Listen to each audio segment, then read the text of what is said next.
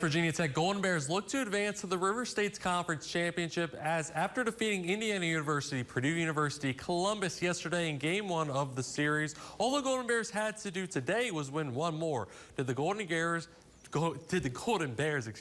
get by? Well, the IUPUC Crimson Pride didn't want to go down quickly in the first inning with two on. Jared Ross sends one booming into right.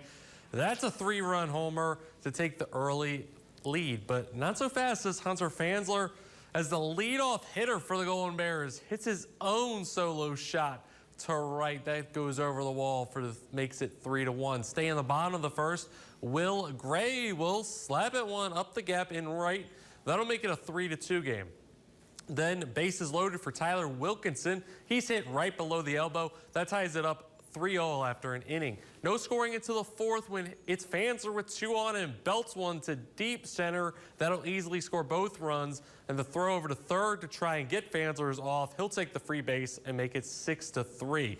And the Golden Bears would keep smashing. It's 7-3 in the fifth. And Gator Warden smashes one to center himself. That'll get another run in as West Virginia Tech sweeps the RSC play-in series, winning Game 2 14-4 and advancing to the RSC championship.